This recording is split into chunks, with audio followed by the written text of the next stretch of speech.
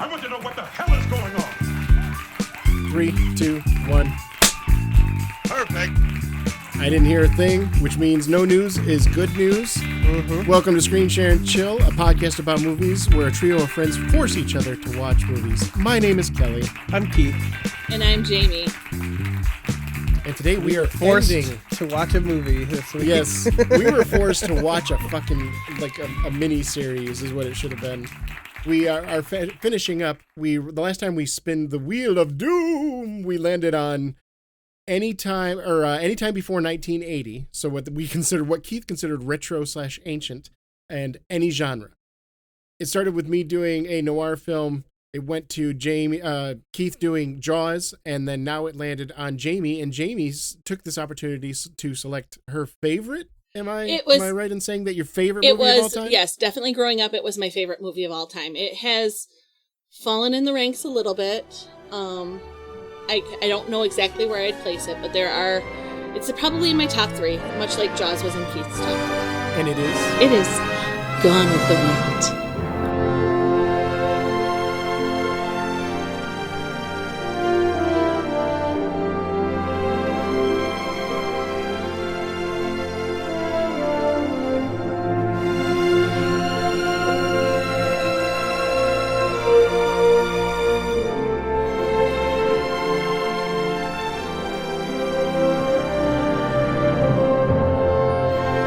Classic film. The very classic, 1939. Same year my father was born, this movie came out.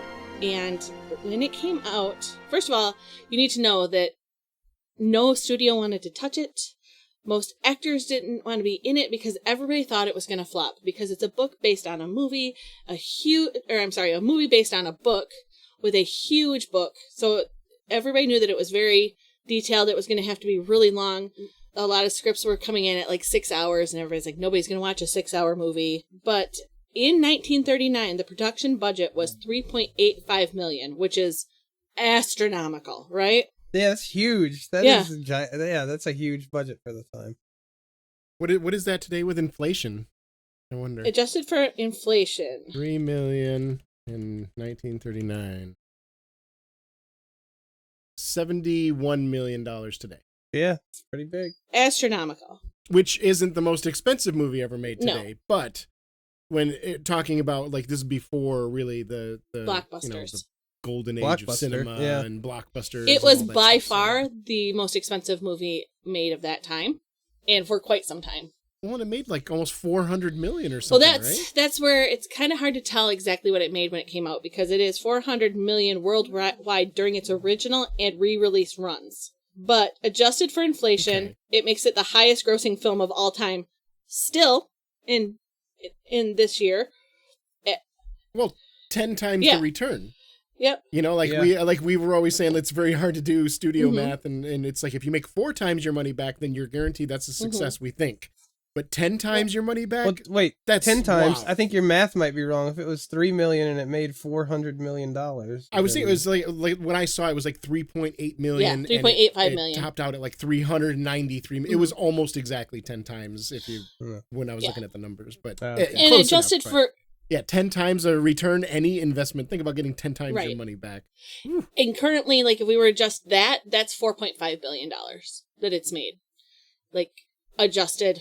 Yeah. Jesus Christ. We look at Matrix making almost $1 billion as like, wow, what an amazing franchise. And this movie didn't have any secret. Maybe that was their secret. Maybe Matrix shouldn't have had. Never mind. We're not talking about that. Really, every time some big movie comes out, so like the Titanic, everybody's like, oh, it's going to beat the box office records. It's going to beat Gone with the Wind. And it didn't. And still hasn't. They're like, oh, Avatar, it's going to beat. It didn't. And it still hasn't. The one that came the closest, do you guys want to guess? Jaws? No. Not even close. Endgame.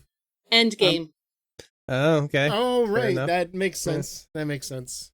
Yep. And just because it shot up so fast, the original, the first couple weekends. Well, think about how much money invested to get. That's really an anomaly, because that's like the end of a series. And how much did they make off of the earlier movies versus how much did they spend on the franchise? I'm sure they still made money hand over fist, but that's apples and donuts comparison. And it came the closest the opening few months, but it, it fell off. It hasn't had a lot of rewatch, whereas Gone with the Wind, people will still go to the theater. The theaters will still sell out when they do a yearly showing. Well, yeah, So, where else are you going to go find your mammy and your pa? But they just don't make movies like this anymore, you know?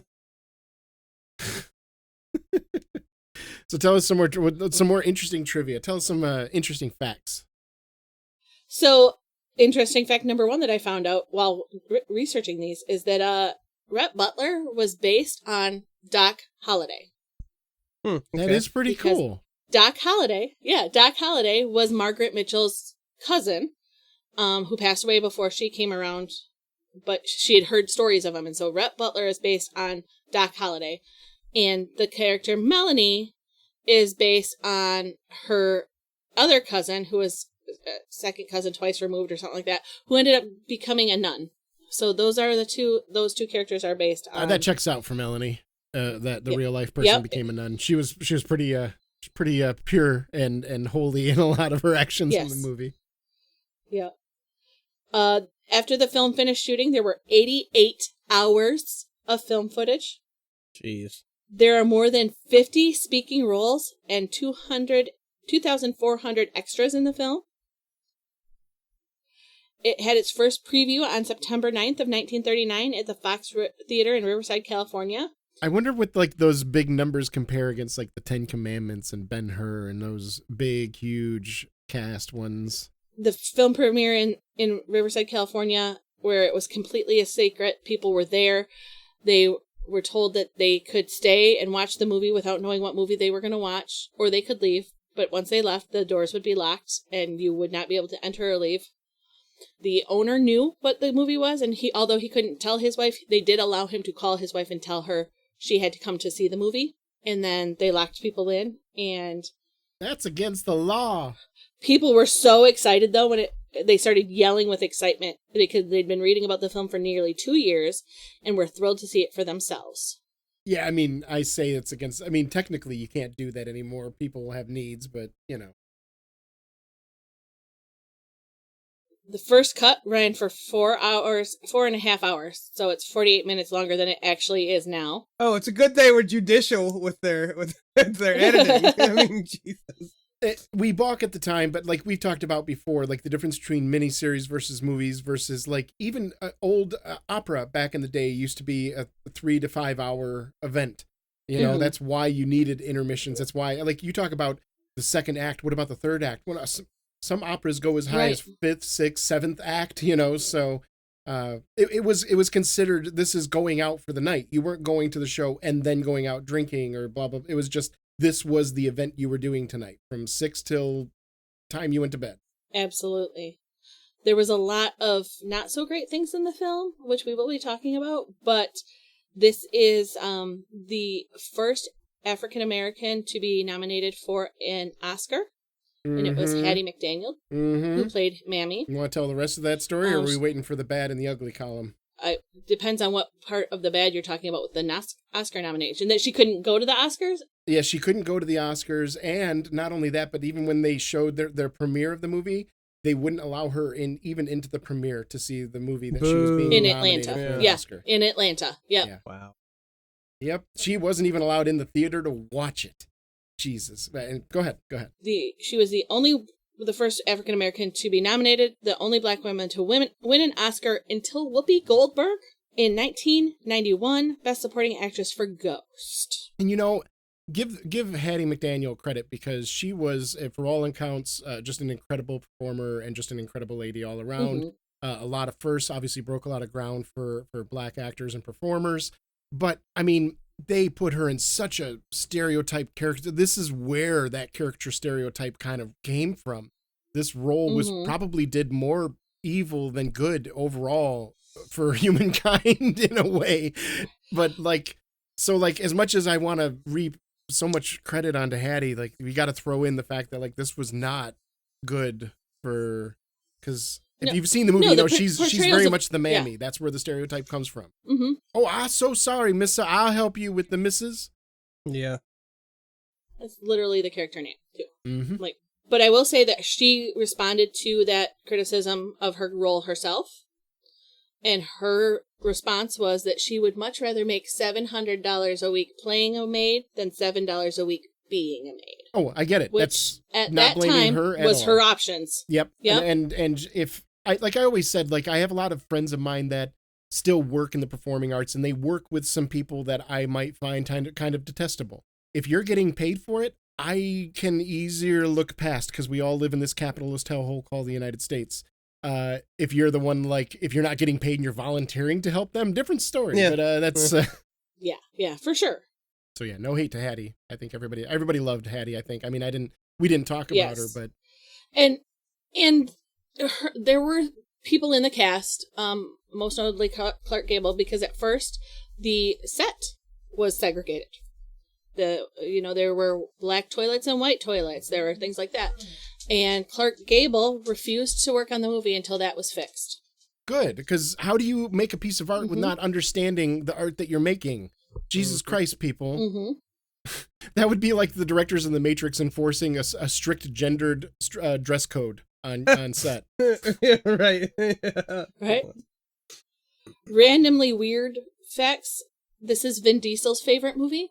Okay, interesting. It's because it's all about family. It's all about family.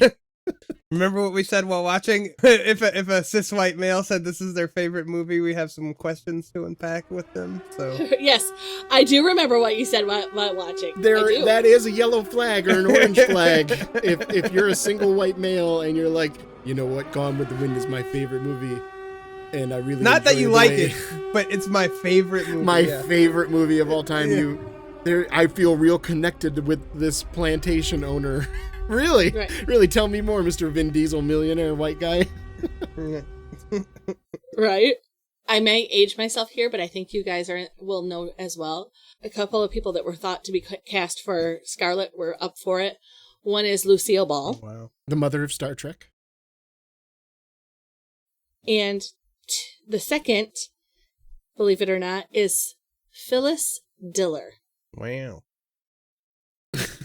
I mean, there were a lot of other people, but Phyllis Diller just blows my brain. Yeah, I mean that's a very different, a little bit more comedic. But I mean, I don't know, the woman that ended up playing Scarlet, she's still funny. Scarlet is a very entertaining and funny character. For the longest time, I had thought that Judy Garland was Scarlet, and I don't know where that came from. I can see it. They have that very young, perfect, that style face from that era kind of. I can see it.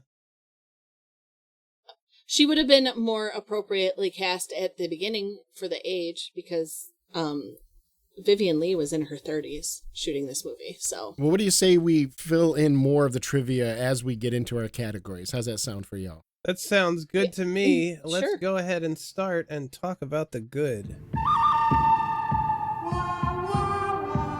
I'm going to jump right off the bat and say that opening establishing shot of when Scarlett and her dad are talking about how the Irish love the land and that your land is your home. And it's that silhouette shot with the tree looking down at Tara. And man, I was instantly like, okay, Very maybe pretty. Yeah. I was like, this movie has some actual chops. And that was the first moment where it engaged me, and I was fairly engaged through the rest of the film. Side note, I think me and Kelly were both not greatly looking forward to watching this movie. No, if you haven't picked up on the subtle, both Keith and I were like, oh God, why God, no. there was a lot of like, let's make an Arnold Schwarzenegger AI edit, yeah. app that will like just put his face over Clark Gable's every If time. you keep mentioning him, his rep is going to show up again on the show, Jamie. I'm just warning you. We don't have time for his rep Remember, today. we didn't bring him up. You keep bringing him up, so you keep. I just have to point out how much you guys were not looking forward. Speak of the devil. That's all I'm saying. Mm-hmm. So, because I'm with Kelly to a certain degree about some of these older movies. I'm disinterested unless I kind of already know that it's good. But that moment kind of grabbed me, and there were quite a few moments that ended up grabbing me. And no spoilers yet on my final thoughts, but right from the jump, I was like, oh, okay, there's something here.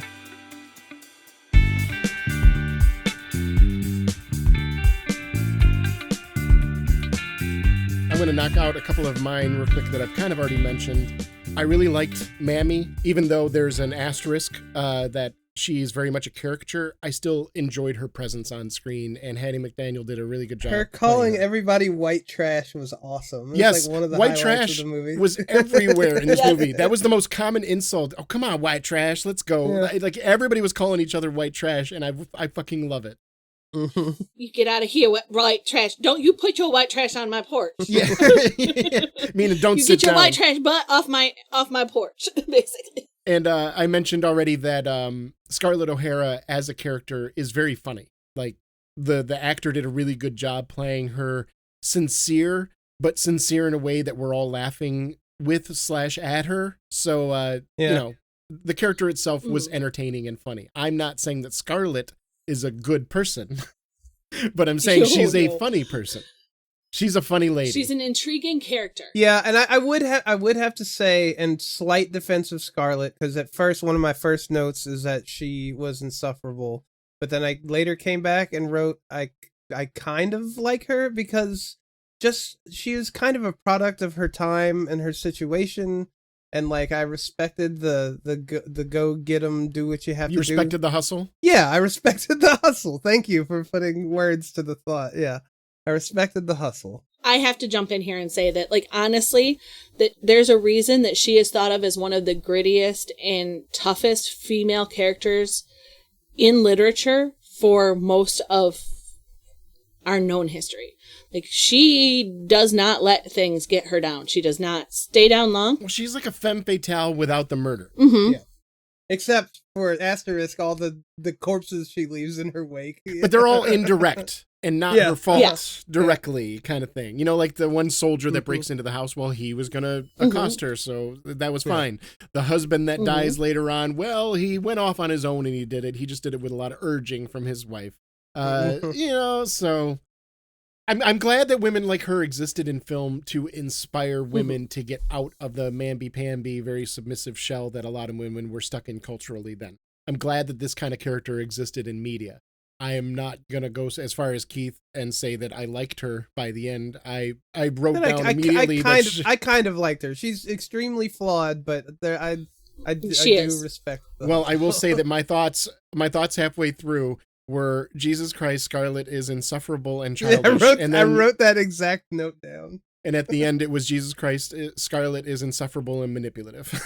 So, yeah, she grew. I don't know. I'd say it was horizontal progress. It wasn't linear progress. I did not write that second note.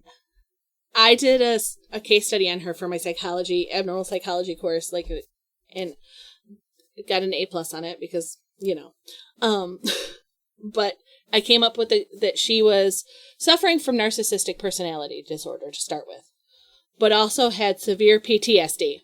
Yeah, that's what I'm saying. Like an entertaining character to watch and any entertaining character to learn about.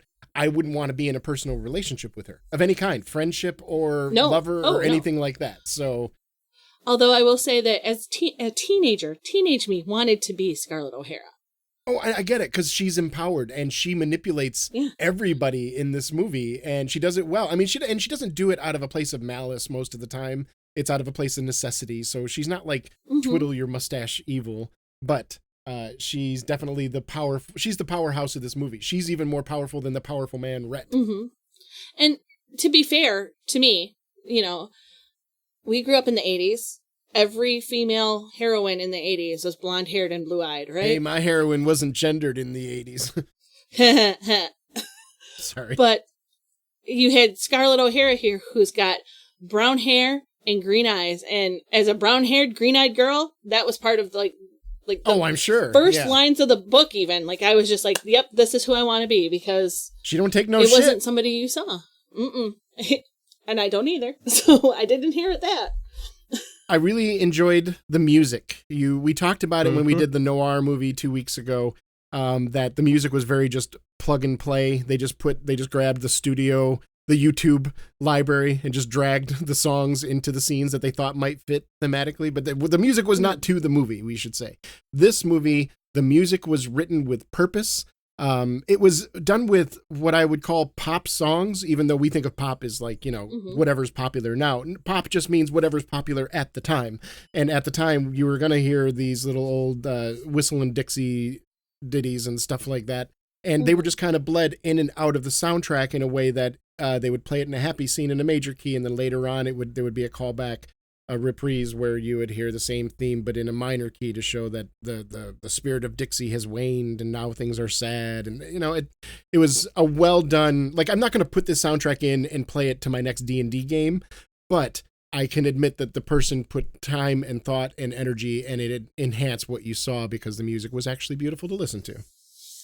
And one of the things I want to call out is, first of all, there's a lot of it that is tongue-in-cheek. There's a lot of little jokes if you know the names of the songs, which you wouldn't know in this day and age, but they did then.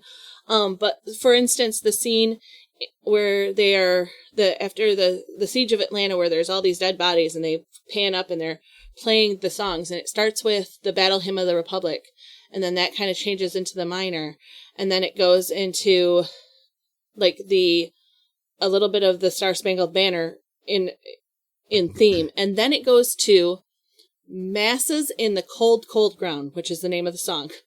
Yeah, that's what I'm saying. You can tell a nerded out onto this. And who's it? Max Steiner, I think, was the... Yep. Yeah. And then it ends in taps. So it tells the whole story just in that.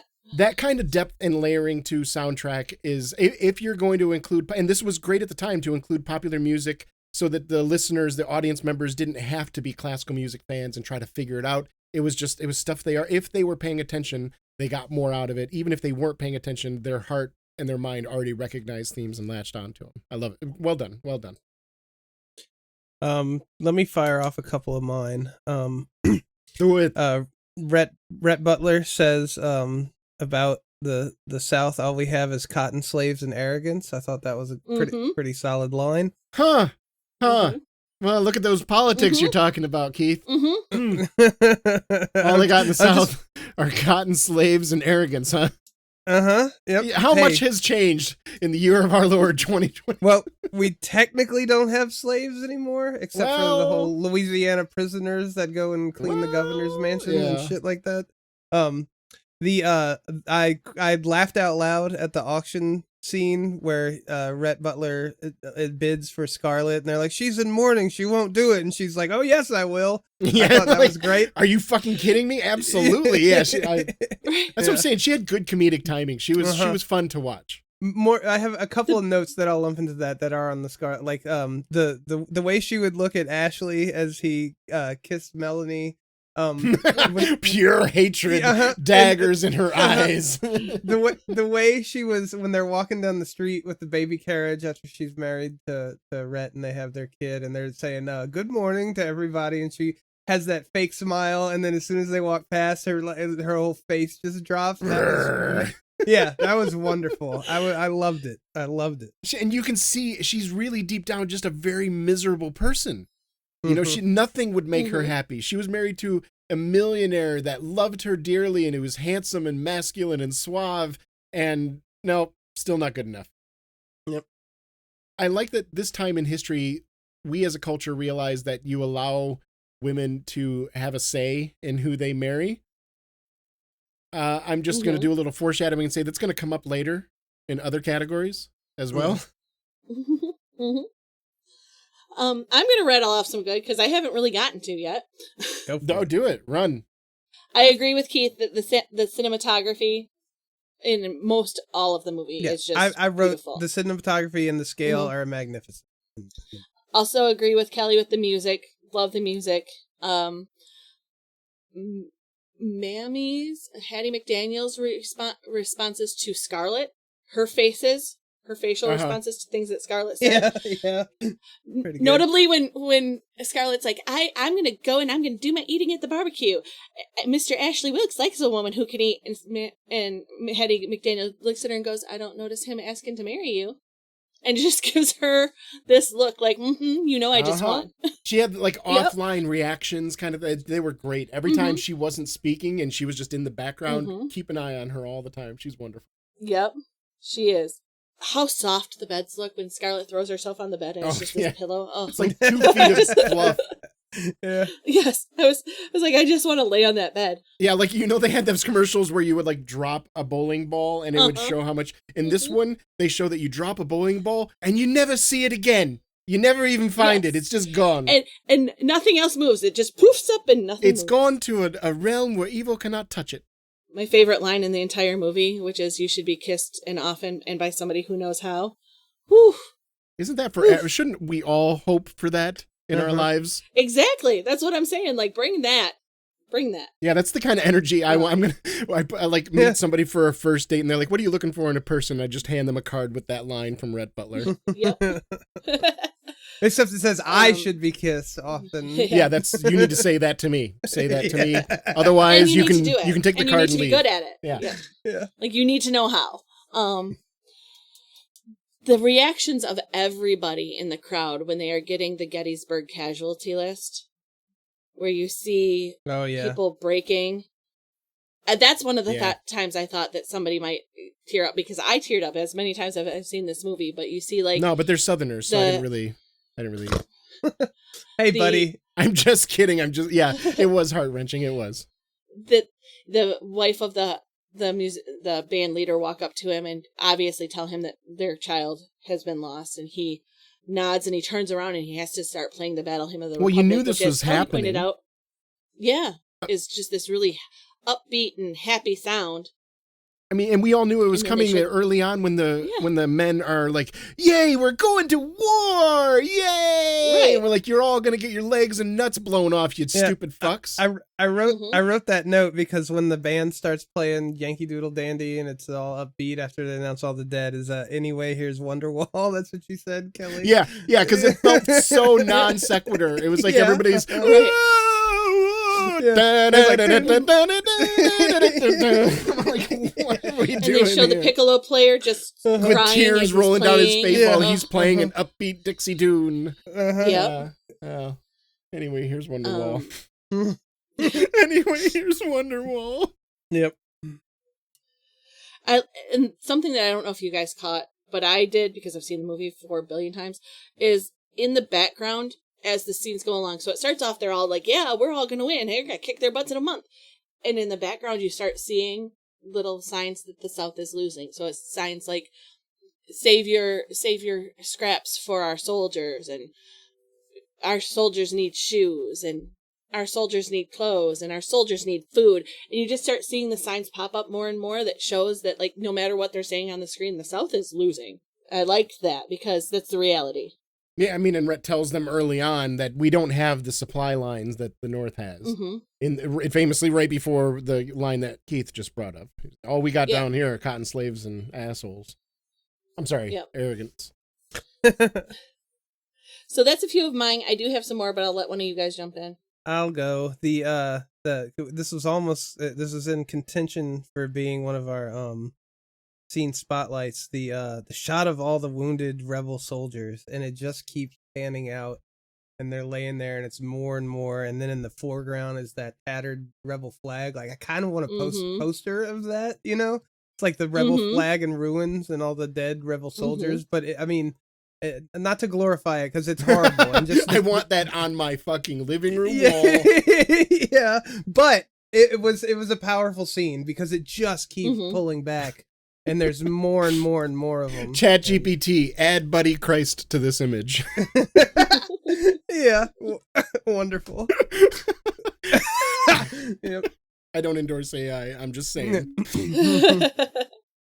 But yeah, that was a really just well Yeah, done scene. it was impressive. It made me wonder at first if it was matte painting, because And they the don't have scale. really effects. There But was it looked like I It noticed mostly a real is few. people. not matte painting. No, it looked like It real is a people. They were backlot. moving around. There were a few matte paintings that I saw in there where, like, up front there Oh, was yes. like painted dead Yep. bodies. And we're also seeing it at a Yep. resolution that they would never have seen it at the time. You know what I'm saying? Right. At the time, it would have Yeah. been fucking Mhm. seamless as far as I could tell. So, just the effects in general, that was in my good. That just the effects in general, even though that's not what we were here Mhm. for, they did a good job working with what they had to convey the scale of what they needed to. Sometimes it was grandiose. Sometimes they used tricks to make it look bigger than it was with matte paintings and stuff.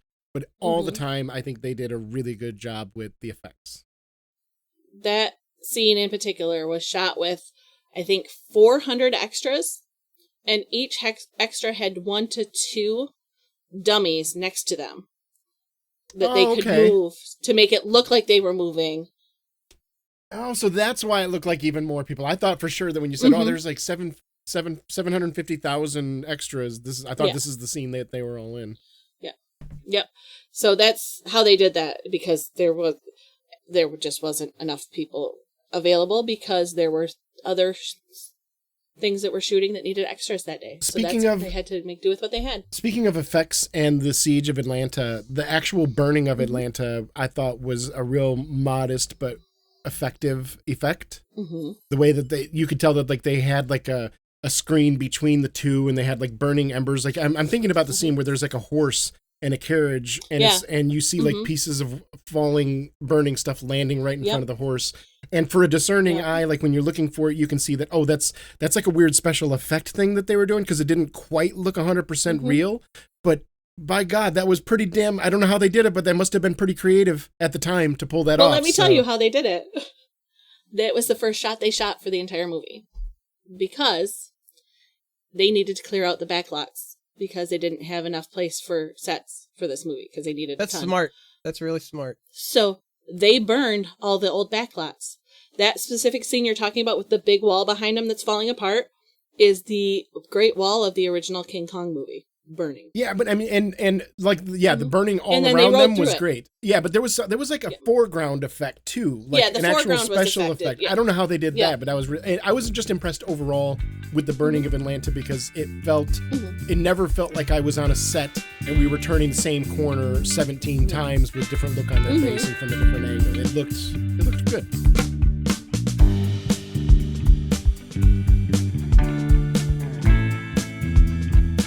I was impressed by when Scarlett shot the Yankee invader.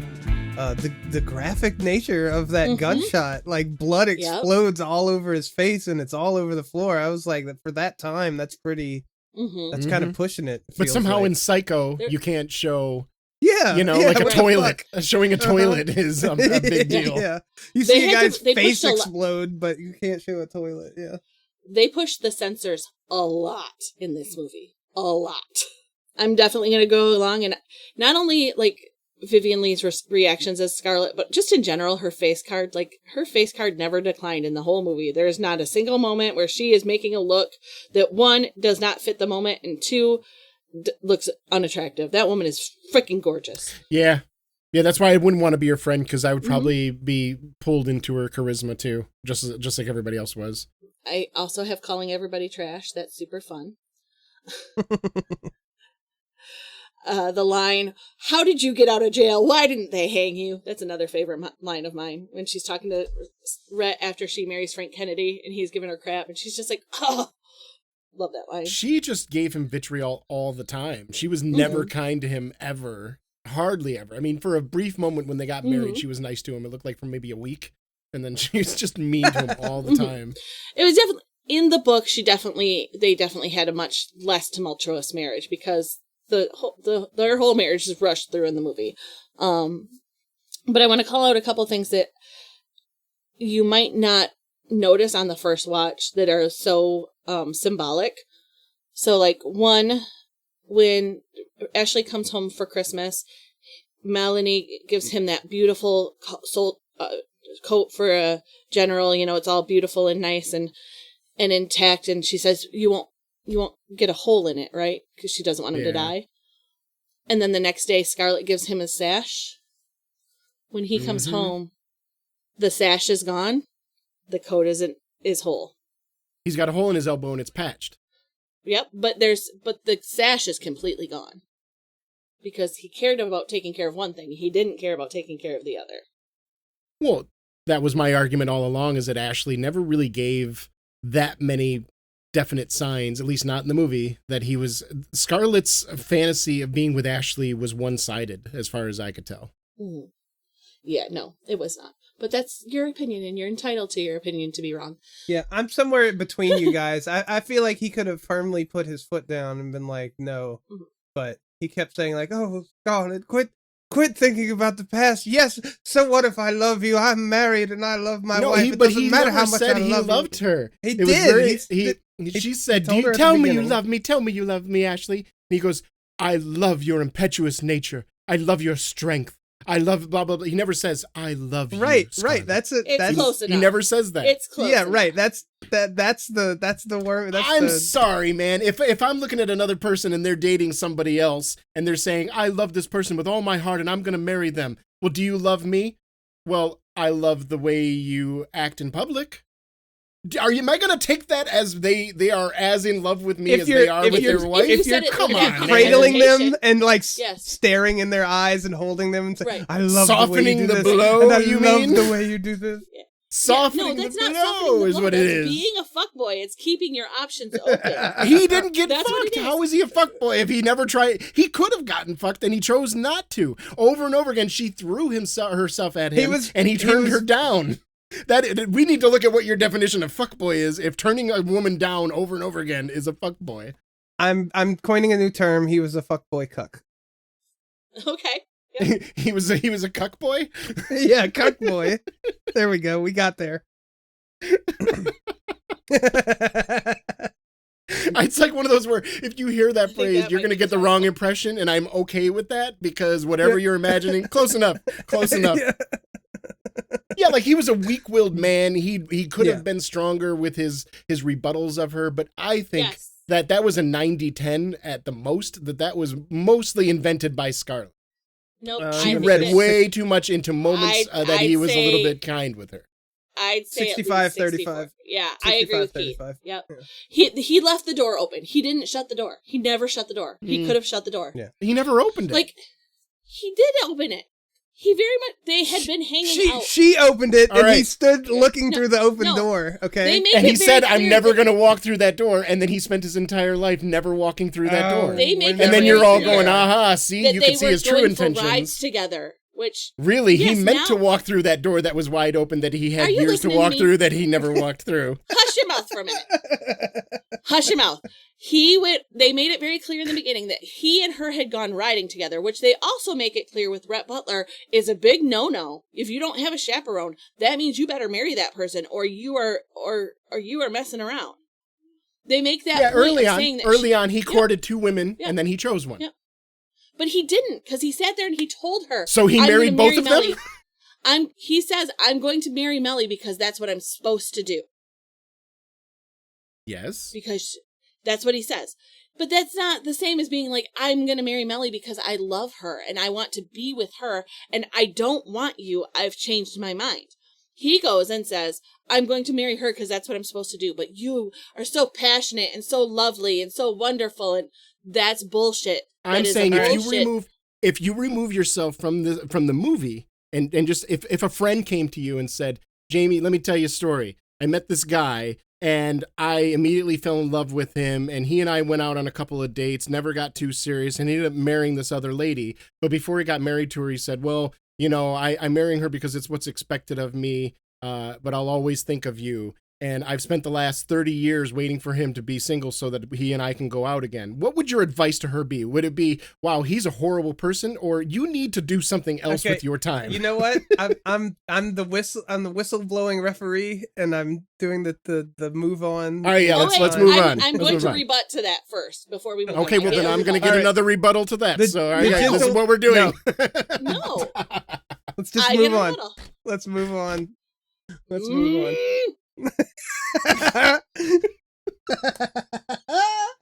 Oh, If my friend came to me and said that, and they had no contact other than a conversation here or there across 30 years, that's one thing. If my friend said, and we made out at Christmas, and we made out last week, and we made out here, I'm going to be like, he's a fuckboy, and you need to leave him, but he's You a just brought fuckboy. up 3 times that happened over in the movie. It happened over like 20 years. And No. maybe, and I don't know if it's 3 It happened times. I over only 10 remember twice. The It movie only was happened over 10 years. My bad. Yeah. It happened over 10 years. So, all right. God, all right, he's all such right, he's all such right, a fuck boy. all right, He's a cuck fuckboy. He's a cuck boy. Let's move on. Anyway, Cuck boys and cream. so, and then Scarlett has a dream, right? She has the dream that Rhett helps, holds her. She has this horrible dream, and she discusses the dream. She's running through the mist, and she needs to find something because she knows if she finds something, it'll make her happy. But she never can get to it, and she always wakes up before she gets to it. And what is she doing at the end? Running through the mist to get to something that she knows will make her happy, but she doesn't get there, and she never gets it. Oh, I didn't even pick up on that at all. Yeah, I didn't either. That was honestly something I picked up on the first watch. Was Jerry? Was that her father's name? Was her Gerald. Yeah. I just called him Jerry after he died. Yeah, I wrote LOL. What the fuck, Jerry? Because we talked about, and I laughed out loud. God, this isn't my good because it made me laugh, so therefore it's good. When the way he dies just by falling off his horse, and then it smash cuts to his tombstone is like has become commonly, as we said. That is shorthand for comedic timing now. That would be a parody movie cut. You see somebody fall off a horse and then immediately cuts to their gravestone, and you're like, "What? What happened? What happened, Jerry? What'd you do?" One of my favorite Kids in the Hall skits is a guy gets kicked in the head by a mule, and it becomes like kind of like unable to function, and they're like, "Well, let's see what happens." Like the Flintstones, if we gets kicked in the head by a mule again, and they show it, and then it cuts to his tombstone because you get kicked in the head by a mule twice, you probably ain't gonna fare so well, and that's what happened to Jerry. Kelly's reactions to the deaths in general were great. Every time, because I was like, "What the fuck just happened?"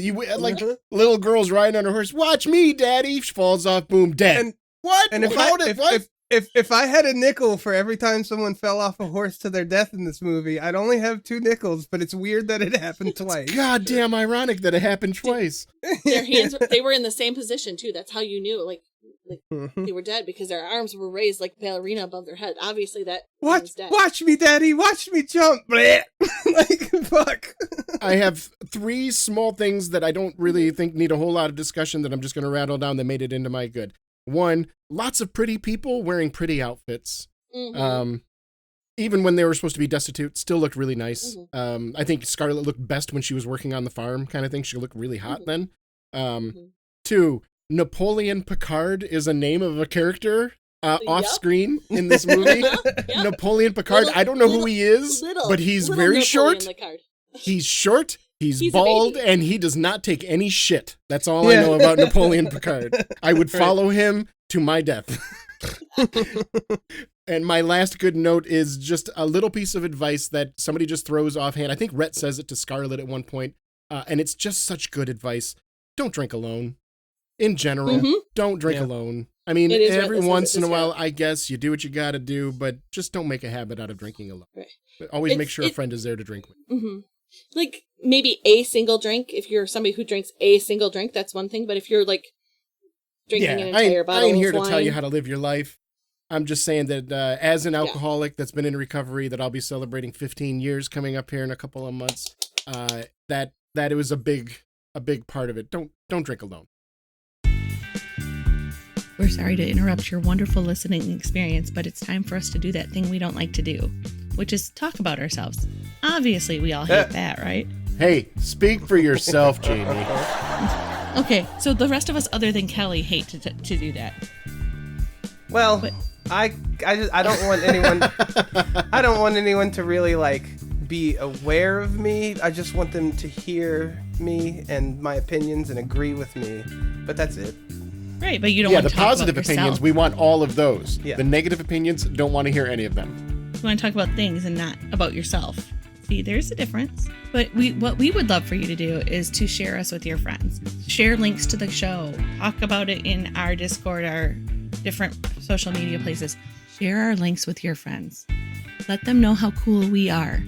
Give your lovers an ultimatum that if they don't start listening to us, that you're going to leave their ass. Because you're too cool for them. The 2 longest lasting gifts you can give your lover are venereal disease and screen share and chill. That's been verified by science. So what a lovely do you comparison. love your partner? Do you not want to give them venereal disease? Give them us instead. We'll That's right. do the venereal disease part for you. Yes, we are a good substitute for venereal disease. Speaking of spreading and going viral, Why do you do this? discuss our shows on all of our different social media platforms. We have YouTube, Blue Sky, Instagram, Facebook, TikTok, Bing Bong, Slide, all the new. Wait, hold up. There, Bing Bong. I don't think I was trying to make a prediction as as to what they're going to be called in the future, and the way naming conventions are going, Okay. it's going to get simpler and simpler for the average person because the average person's getting dumber and dumber. So it's going to be shit like Bing Bong and Bloop and Fart and shit like that. That's what I shit you not. Bloop was in my mind. Don't forget to re-bloop us. You know. Bloop all over That our should show, scare you, Keith. guys. That should not be a point of pride. We just kind of bloop ourselves. But what's the best place if you want to actually interact with us? What's the number one place to find us? Well, we're all huge nerds, and we hang out on Discord because we're chronically online, and there's a couple people there that get to, we powwow with. Our friend of the pod, Adam, hangs out there. You should check out his music, by the way. Adam Emond. Yes, I got it's it like right this almond time? with an E. Yeah. Hey. Yes, exactly. And our super listener You can Mike is find there the sometimes information- too. The guy that won our first contest, our first tier Yes. list. He's there every once in a while. Yes. Original super listener Mike, also known as Spike. You can find our Discord information plastered all over our socials, specifically Facebook. So come join us and have a good time. Have a little chat. Stay a while. And then won't if you you? really wanted to help us, you could throw some reviews on any of your podcasting listening devices. So Spotify, Apple, YouTube, whatever. Just throw a review in there. Give us 5 stars. Tell us what you like about us. We'll read about it. We'll read it on one of our ads or maybe one of our shows sometime. And if you really extra double like us, you can reach within really deep and just give us some of your money. Goat see Because some money one, to us. we That's what deserve it. Keith is telling you. That's what I heard too. I don't believe those Reach are the words I used, but deep if into that's- there. We're talking elbow deep. In that hole. Deep. in that hole. Holy shit. I don't think they're gonna want to give us any money after this. But on the off chance, But what if they feel it in their cockles? yes, if you feel us in your cockles, then please reach deep within yourself and take a visit to Ko-Fi, where you can rent us a movie to watch, because, it ain't free to watch all these movies. There's so many different streaming services and so many things that aren't on streaming services that we have to rent, and to keep us from having to, do anything of a nefarious nature, rent us a movie. It would help us out. Or you can also pay to force us to watch a movie of your choice, and we will watch it. It's not guaranteed that we'll like it, or if it's a movie you hate and you want us to hate it, it's not guaranteed that we'll hate it, but we will watch it. And You we say will pay talk us so about we it. won't do anything nefarious. It makes me think of like the three of us getting dressed up to go like rob a little old lady of her lunch money so that we can pay for No. It's insurance money, you wouldn't want nothing bad Like to you wouldn't want happen. anybody to kick your cane out from underneath you. Boop. Yeah, so rent us a movie. We're here for your protection. Back to the show. At the end, another little symbolic thing where Ashley's talking after Melanie has passed, and he's like holding her glove, and he's like, I have no idea where the other one is. And that's again symbolic, so symbolic. Like he's alone and he has no way of finding his way through the world. And That was a gut-wrenching line. That Yeah. pulled an almost tear out of me when he said, I hold up the one glove. I don't know where the matching set is when his wife is dead in the other room. Yeah. Ugh. And then my last one is kind of a sad one, but I love the line again because as somebody who's watched this movie since I was 12 years old on, through the different periods of my life, you get different things out of the movie.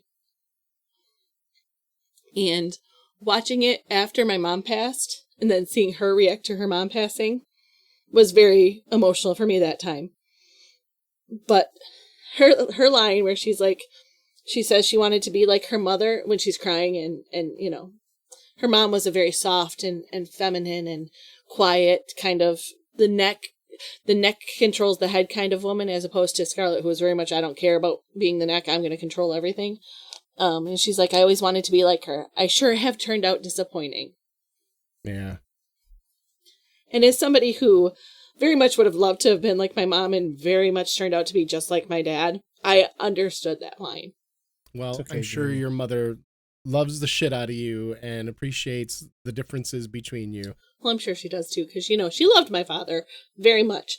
Yeah. But, yeah, it just... She probably would be so thrilled. Like, think about her as you grew up looking down at you and seeing bits of the man she loved in you. Like, that's one of the beauties of having a child with somebody you care about, I would think. I don't know. I haven't been down that road, but it seems logical. But yeah, so I definitely felt that line. And I love Hey, that Jamie, line. make sure tonight, no matter what happens, don't drink alone. Okay? Yeah. I won't. We've been through this. Jamie will Yeah, not be we drinking know bottles of wine We ever know what again. happens. When Texting that us from the floor of her kitchen. yeah. I remember that. Guys, I don't usually drink this much, and like every other word is a typoed mess. And you're like, I'm on the floor of my kitchen. I'm on the floor of my kitchen. And I was having a crying. I was sobbing. Like, it was a mess. Mhm. It was not good. Don't do it. No, that's the first thing I thought when he said that. I don't want to speak for Keith, but from my point of view, I thought it was endearing. You go ahead. Yeah. You have your boxed wine on the Uh-huh. floor of your kitchen. If you're an adult, damn it. Sometimes you gotta slurp up box wine from the floor of your kitchen. It was not a box, I will say. Sometimes it was you got to bottle. eat a cheeseburger on the bathroom tile. The old Mhm. David Hasselhoff. Yeah. Yep. Yep. Sometimes you got to do it. So is that Sometimes you is that forget the that end you're of not our 20 good? and- Nope. I have Keith has one one more. more. And it's the line when what was what's the daughter's name? Bonnie Blue? Yep. Yeah. When Or she Eugenia Victoria. Bonnie Blue flew. Why do you do when this? she oh Jesus. Stop it, you're I'm ruining my sorry. moment. I'm sorry. Cuz it's when she's dead and Rhett's mourning her Oh, yeah. and he's they say that her funeral is tomorrow and it's said that he said you think I'm going to put my child in the dark when she's so scared of it after that, they Yeah. established that she's scared of the Mhm. dark. And that hit me like a slap in, like as soon as the words were out, I was like, my eyes open and they're wet and they hurt. And I felt like I had been slapped. That was so, I don't know, poignant and like Yeah. devastating, it really, really, really got me out of Goddamn, nowhere. Rhett loved that little girl, huh? Yep. Mhm. So Yep. And yeah, that was very emotional and thus good. Mhm.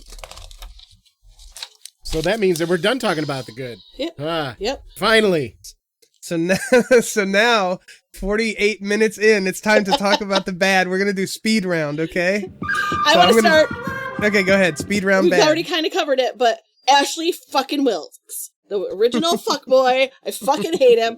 I don't like Leslie Howard. I don't like. I think that's part of it. Is like, Well, she's good for supposed to be you like that this- he died in World War II. So he's supposed to be this dreamy man, and he is not attractive. He's way too old for the part. Why they cast him, I don't know. If they ever did a recast for this movie, I would want them to put in that part, and now he's kind of getting too old for it too, Tom Hiddleston. Because at least I could he's see it likable. 100%. Yeah, I Yeah. could totally see him in Yeah. that role, actually. He's likable, so that's number Right. one. Yeah, come on, Um, rapid fire. We're the lightning round. The punches during the burning of Atlanta, those were awful. So fake. So very visually stage fake. fighting, Yeah. very clearly Uh-huh. stage fighting. Yeah. The opposite of the noir film. The Sue Ellen, like, she's a bitch. I can't stand her. Whiny little brat. Go away. You just didn't like her because she didn't like Scarlett. I looked No, at her as she's- like she was one that's no, that was India. India saw Yeah, through India, Scarlett's yeah. bullshit. India saw through Scarlett. Sue Ellen's a whiny little bitch. I can't, like, Karine is very sweet. I love her, but Sue Ellen's a whiny little bitch who's just mad that she's not as pretty She as didn't Scarlett. deserve what Scarlett did to her, No, though. she didn't. No. Convict labor, always bad. Yeah. Yeah. Thank God we learned that lesson. No, I wish. I'm gonna stop there because I have like 3 or 4 more, but I want to let somebody else All right. rapid fire. I'm gonna rapid fire. I'm gonna get all mine out real quick. All right, here we go. Okay. War, isn't it exciting? Nope, that's it. You poor dumb son of a bitch. No, War. that's not. What is it good for? Being Nothing. exciting. Absolutely nothing, Keith. Absolutely. Oh, sorry, you're right. Somebody I write thought it that was down exciting. for him, please. All right, I wrote the Wilkses always marry their cousins. That's Uh-huh. not a brag that I would. It's very Targaryen of you. Yeah. It's very Um, royalty. I fucking can't stand her saying fiddle dee dee. I want to. I hate it. I hated it. I hated it. I was getting annoyed with Gwine. I'm going to go to the store. I wrote OG Simps when they're all sitting around Scarlet, and it's like, oh, she chose me to bring her a piece of cake. And it's like, oh, good God, man. Have some respect for yourself. the gif of the woman getting the hot dogs thrown at her face when she's single, you know? Right, yeah.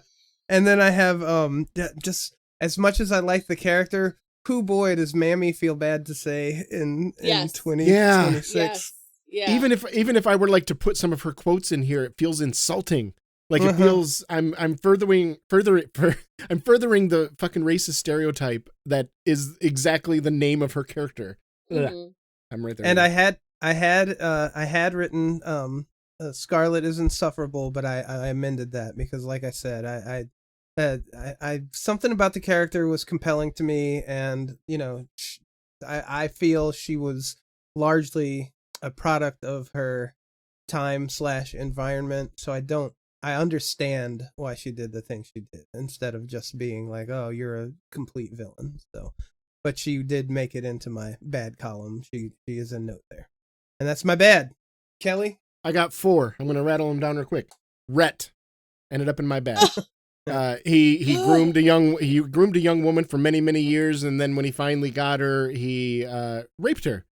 That's not the qualities of a good person. So this is going to sound so bad, but I have to push back on that rape just a little bit. Like, did she try to stop him? She said no several times as he was carrying her up the stairs. Oh, yes, okay, clearly. Well, the reason that I'm asking because she looked very pleased. She with was. the Yeah, situation it the was next morning. confusing, and that's weird writing, maybe. I don't know, but the next morning, all of a sudden, she was madly in love with him after, because it was so bad that even he knew that he was wrong for raping her the night before, and he came up to apologize for it. Yeah, she was saying, no, I don't want this, no, don't do this, Rhett, as he's carrying her up the stairs, telling her, I'm going to take my liberties with you tonight. On his chest. Yeah. Okay, well, I guess I forgot that because of her reaction the next day, because she seemed pretty pleased with the preceding night's events. Here's where I'm going to throw in some 2 cents here. First of all, about the grooming. In the book, he's meant to be 33. Are we she's reviewing meant to be 16. the book? No. In the movie, he's meant to be 33. What she's an meant asshole to be 16. you are, Kelly. I'm just saying, the dude is like in his 40s, and she's like early 20s. In the movie, he is supposed to be 33. She's supposed to be 16. Okay. 33 and 16. That's you get where I'm coming. That's still I do. But India Wilkes was 20 years old and considered an old maid, so she was not to be married. If she was not and married, slavery was legal. Right. But you can't judge a character for living up to their time period standard. So we can't judge them for owning slaves then. Remember that when we get to the ugly. No, we can't be mad at them for using black people as tools. That's different because everybody knew even then that was bad. It wasn't something that people widely thought was good. That was why we started the war, was partially because of the fact that people knew that was morally incorrect. People in the South didn't realize that, though. But across the globe, they did. At that time, across the globe, women in their 20s were considered too old to be married. And men in their 20s were considered far too young to be married. They needed to go sow their wild oats. So, it is a period-appropriate romance. If you want to forgive really poor behavior, abusive behavior, because of the time period it comes in, that's your choice for your list. On my bad list, Rhett made it because he groomed and raped her. And I find it would be very difficult for anybody to argue otherwise. But if you want to forgive either or both of those, I will leave that up to you. I choose not to. Going back to my earlier point, one of my bads is letting teens pick who they want to marry. Because Scarlett and just everybody in general, they have no idea what they actually would like as an adult, what kind of person they're going to grow into. None of this shit. They have no understanding of nuance of any kind. So they just go after the first pretty face that they saw that they felt a little tingling in their naughty bits. And they're like, oh, I'm in love and I'm going to marry this person forever. So as much as I was giving them credit for letting women pick who they want to marry for the first time really in history, it's bad because they were letting teenage girls kind of pick who they wanted and they had no idea what the fuck. I'm not even making fun of teenage girls, just people in general. No teenager knows what they want. Right. Yep. Right. Because Charles Hamilton's just as bad. He falls in love with Scarlett O'Hara because she's beautiful. Like, he literally says that's why. Yeah. Well, so as a male, yep. That is my third point, is that everybody in this movie is chasing someone who is chasing someone who is chasing someone. Mm-hmm. And I put that in the bad as in, I think that's kind of a theme of the story, is that everybody always has the hots for somebody else. And there's hardly ever a moment where both people equally want each other. It's always, I'm married to so-and-so, but my wife really wants him, and he wants this person over here, but this person wants that person. It's just, the tangled web we weave. Mm-hmm. My last note is Scarlett is insufferable and entitled. And I told you later on I changed that to insufferable and manipulative. Yeah, that is unarguable because she is. She's still very compelling to watch. There are a lot of people that are interesting to watch, like Sugar from No Country for Old Men. I don't want to have dinner with him, but watching him in the movie was fucking cool. I love watching Darth Vader on screen. But yeah, I don't want to be his buddy. But I have two more bads. Okay. Both of them are kind of commentaries on like life, because this is still very much the same. After Ashley and Scarlett get caught hugging at the mill, which by this point in the movie she's kind of getting over him, and it's a completely platonic hug, but you don't get completely platonic hugs in the antebellum South between a man and a woman. And they go to the party, and it's a party for his birthday, right? And she walks in, and everybody shoots daggers at her, and she is just this scarlet woman, literally in a scarlet dress. Yeah, literally wearing a scarlet dress, yeah. Mm-hmm. That Red picked out for her. Yep. They're literally singing, "He's a jolly good fellow" to the man. So him doing it, oh, it's okay. It's Ashley. We love him. It's fine. It's not okay. She's the one at fault. And Mellie, is a wonderful woman and does not believe that Scarlett would ever do anything to hurt her. False. And welcomes her in. But that is very much the setup. And they make a point of it again, because when he greets Scarlett, they have the fiddle player come back in and start playing "He's a Jolly Good Fellow" again, right in front of him. Mm-hmm. Yeah. Angering. I mean, Melanie was nothing but a loving friend to Scarlett her entire life. From the moment she was born to the day she died. Yep. She really should have been in our good, just because she is just so good. She really is. Even Rhett said she's the only pure one, only the purest person he knows, or something like that. And as far as our story goes, only truly good person. Yeah, that she is. She's the only really good, honest person in this. And not even like the toxic positivity. No, she was just supportive and kind and thoughtful and, and inclusive and non-judgmental. And because like she's taking money from the town whore without feeling like it's sullying her hands. And she's a really good person. And then my last bad is a line. I don't know if you guys caught it, but when Rhett's going to take Bonnie to London, and he's like, "Do you want to go to London? Would you like to see where the little princes were?" Why are you telling your child that she wants to go see the tower that two princes were kept in before they were probably murdered, but definitely disappeared? Like, that's terrifying. Probably because that was just a story that was commonly read to little kids or something. But that's terrifying. Well. Would you like Daddy to take you to the murder tower? In the 80s, we watched Artax die. Every generation goes through its own cultural trauma. Think of it that way, though, Cal. Would you like Daddy to take you to the murder tower? Would you like that? If you look at the lifespan of Bonnie Blue, this was near the end of her life that she heard this story. So this was near the most adult she was ever going to be. So yes, if you're ever going to make a dark joke, never mind. I'm not going to finish that thought. Make it to a child right before it dies. Exactly, because that's on the spectrum of their life. They are nearest adult at that point. Okay, hearty laughs all around, everyone. Yeah. If that's all that we have for the bad, then I believe it's time to talk about our scene spotlight. Kelly, roll it. I hope there's somber, dark music instead of our usual. Joke's on you. It's already rolling. Oh, God. And there's that jazzy music. So there's no way to really beat around the bush about this. What I fear is accurate portrayal of how the black people were treated, even in the South, where they were, liked, by their masters, their owners, their indentured overlords. I said I said this might sound insensitive, but it's really what it looked like. It was like the Flintstones, except instead of dinosaurs as their appliances, it was fucking black people. They were the ballasts for like bell weights for ringing bells.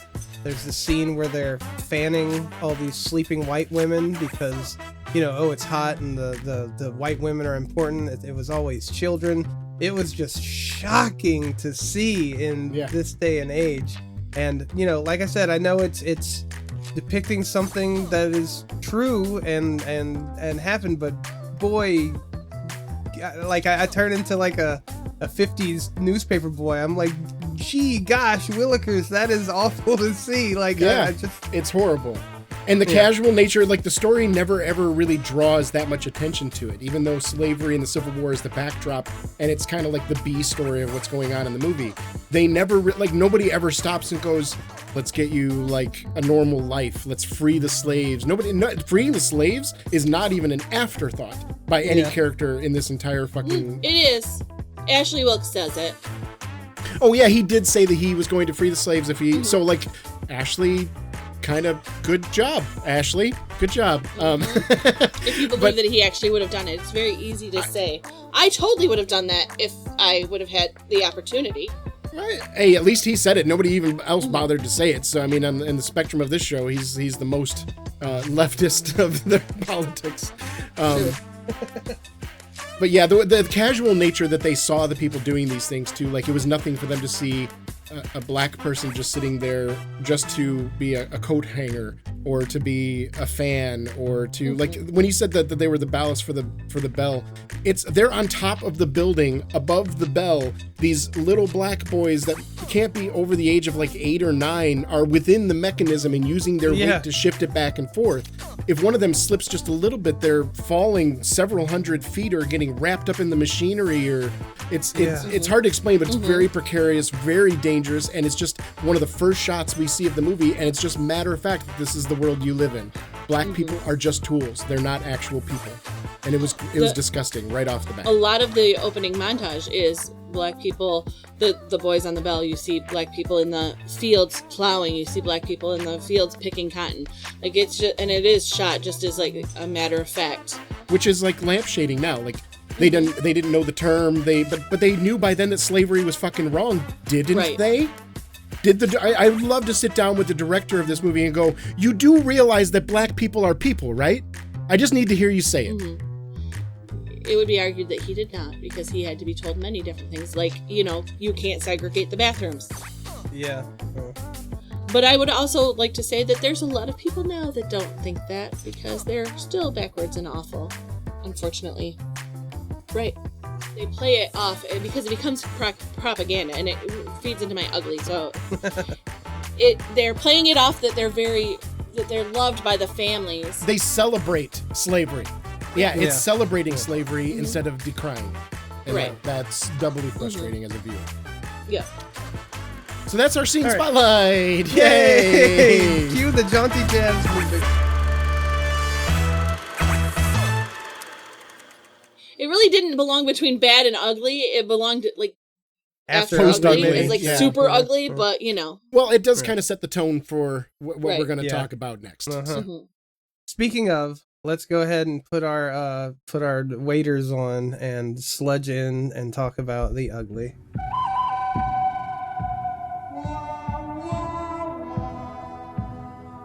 A couple things that I already brought up. I'm just going to rattle off real quick. Scarlett made it into my ugly. Just the trail of bodies that she left behind her was, sorry. And the rape with Rhett. So now we just move past those. Go ahead. I have Scarlett threatening to beat black workers is tough pill to swallow. How about selling them south? Also very tough to swallow. I had to hear the phrase "darky" way too much. Yeah, that was a common phrase. That was as often as white trash. Yep. It wasn't. I don't think it was as often, but it was up there. It felt pretty. Yeah, it was often enough where it made my ears hurt. It is up there to replace another word. Sure. Yeah.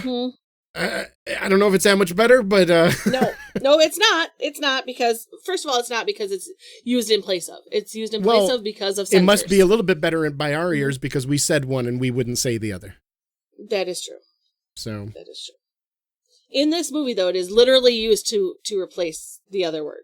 Like, that is its purpose. that is really the big glaring ugly that I'm sure all of us have listed in varying forms. They treated the animals better than they treated the slaves. The amount of abuse that the slaves took, the fact that black people were props not only to the characters in the movie, but it felt like to the production of the movie. That was just all the racism. And that kind of like it almost it's the racism was so loud that it almost turned the dial down on the misogyny and the sex negative views of a lot of the characters, which sex negative, whatever, they were more Puritan culture. But the misogyny kind of gets a free pass almost because we're too busy talking about the glaring racism that's all over the screen. Mm-hmm. And the propaganda of it, because they, like we were just saying, that they make it into like, oh, these are members of our family. So when Pa dies, I'm going to give his valet his watch as a gift because we love them like family. Do you? And that was the progressive person. Mm-hmm. Yeah. And that was Scarlett. I don't know that I'd call her progressive. Well, I mean, we're supposed to be seeing her as more of the heroic type towards, at least towards these people. If the movie's framing it as if she's showing them a kindness, by giving them a little nugget from the table. Right.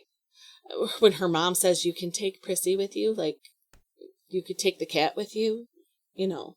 It's their property. They're fucking props. It's those things that just hit you in the face. Hate it. Mm-hmm. And there's a line in there where Scarlett and Ashley are discussing the use of convicts for labor. And he's like, we didn't treat our slaves like that. But you did, Ashley, because you did. You're living in that halcyon idea that like, no, because I didn't personally do it myself. We didn't do it. You did. And how you've made your fortune, how you are in the position you're in because of this. Exactly. And so you get that kind of that divorced nature that people are able to do when there's atrocities. Well, I personally didn't do the atrocity, so it's okay, right? Yeah, right. Yeah, and that kind of dovetails into one of my last uglies, which is just the whole red flag thing we talked about earlier. Now that we've discussed the casual racism that just seeps through every pore of this movie, if somebody tells you that this movie is their favorite movie of all time, it's a white male. Especially if it's a white male. If they also really like country music and they also voted for Donald Trump, you know what I'm saying? Like there's some connections a particular here. Flag. Yeah, like Jamie, I understand that you like it for different reasons, and that's why it's not a red flag unless you're a certain kind of person. Then it's a red flag. But just keep that in mind. If somebody tells you I love Gone with the Wind, look them in the eyes and say, when was the last time you watched it? It just, what about it speaks so much to you? Is a great. I just love the South. I just wish we could go back to the good old days of the South. Shut up, get out. Nope. Yep. Waiter, I'd like my half of the bill, please.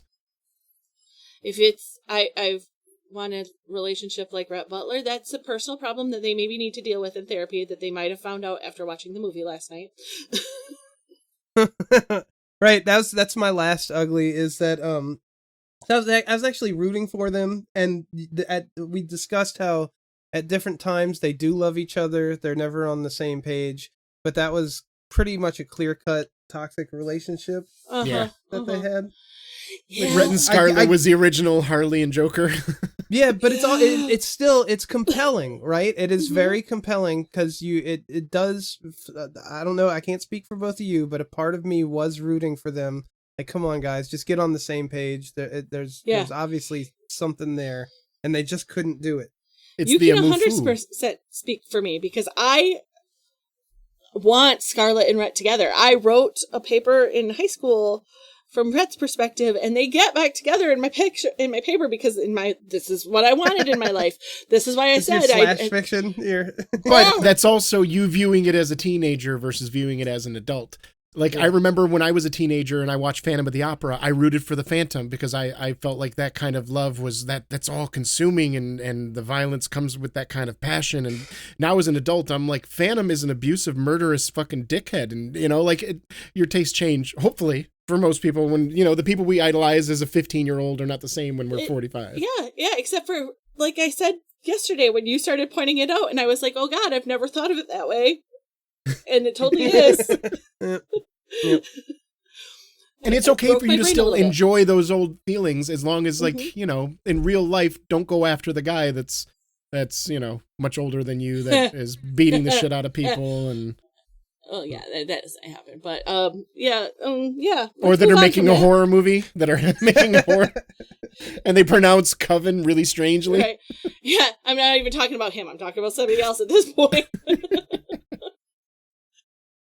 My last ugly is just a thing I already mentioned earlier, but I want to bring it up again, that Hattie McDaniel was not able to attend the premiere of her own fucking movie that she won so many awards over. How dare you, sirs? How dare you? And again, the only reason that Clark Gable went is because she sat him down and told him that he needed to go because it was important for him to be there for himself. So Gable seemed like a good guy, as far as I can tell. Yeah. Yeah. Pretty leftist. In most, I mean, he was also a raging misogynist, but most men of that day and age. I think he was an anti-communist. Yes, he was. So, I mean, nobody's perfect, but but also if you weren't in that day and age, you didn't work too. So who knows if he really was or if he was saying that. Got any more uglies? I have one more ugly. They gloss over it in the movie. They change a lot of characters in the movie so that they are white as opposed to black, so that they can gloss over the fact that the political meeting that these gentlemen are going to, that Ashley and Frank and all of them go to, that Rhett goes and saves them from because Rhett was not at the political meeting, I do want that known, was the KKK. Yeah, a political meeting, big finger quotes around that. And they did change it in the movie because Selznick realized that, one, the KKK is a horrible organization and he did not want to give them any more screen time at all because he didn't want to make, quote unquote, another Birth of the Nation. But this is Birth of a Nation light. Yeah, exactly. In the core of the movie, now that is the KKK. 33% less KKK. Mm-hmm.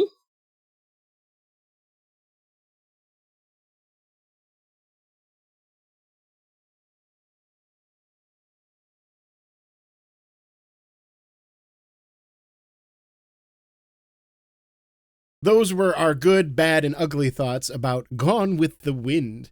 And all that aside, we're now at the point of the show where we ask ourselves the 3+1 questions, which some people might consider 4 questions, but I prefer 3+1 questions. The first question of the 3+1 questions of which is, if you were to replace the entire cast of this movie with Muppets, but leave one human actor, who would the human actor be? Bonnie Blue. Oh, Jesus Christ. Jesus, Jerry, Jesus. You just want to see that little girl die again. I know what's up.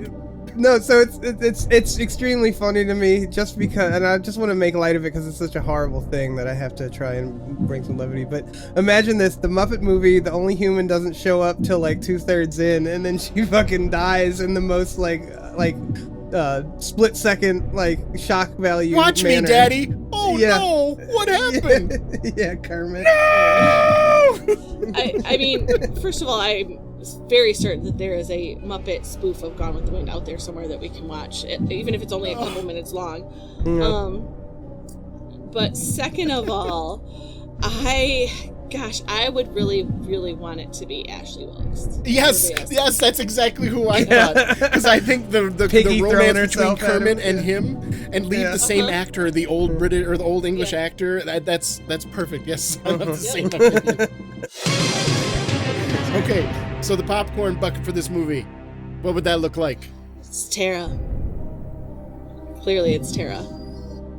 Just like a dead Confederate soldier that you reach into their stomach. Jesus! Wow, this is y'all are so dark. Whew. I don't know. Man. It's Keith that's dark tonight, man. I said Tara. It's like a house. Man, at this point, I'm like, we should just put a cross on all four sides to make up for all the evil shit that's going on in this room. But yeah, sure, I'll go with the first one, Jamie's. Not the reaching into the corpse. This is not it ain't that kind of movie, kid. Yeah, what do you fair enough. The last question is, what is your MVP? Could be something like an actor or the character they played or the color red in a scene. But what's your MVP, Jamie?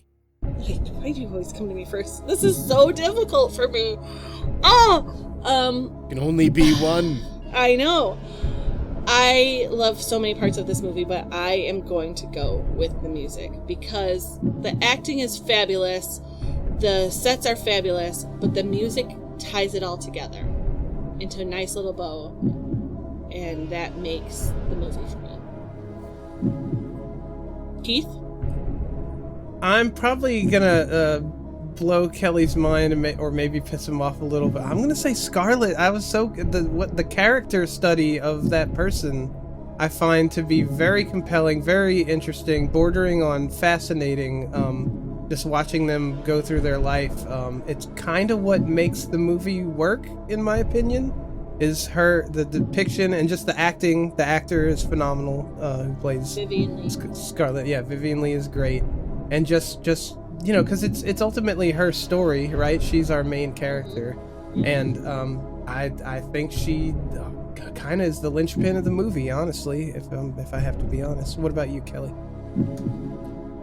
This might blow your mind, but I'm going to go with you too. I'm specifically going to give it to Vivian Lee because Nice. I think it takes a special kind of actor to embody someone this insufferable and unlikable and turn them into something that I still want to watch her. I still want to see what she does. And I think it's multifaceted that not only did she give a good performance, but there's no denying that she is absolutely stunning in this role. Her eyes are gorgeous and her hair is gorgeous and her lips, like she looks kissable. And yeah, I can see why all the men were falling under her sway and it's the way she speaks too. Like I guarantee you that if I was one of those men, I would have been a simp right there. I would, let me get your hot dog for you there, Miss O'Hara. So yeah, Vivian Lee. Well, she could get my hot dog too. Oh, good lord. Well, that certainly calls for a dirty. I do want to throw out one last piece of trivia, which is, I know, throws everything off. But Melanie, the actress that played Melanie, the only person that died in the movie, only main character, is the last person that was alive, and she lived to be 104 and just passed away a few years ago. Wow. Spooky.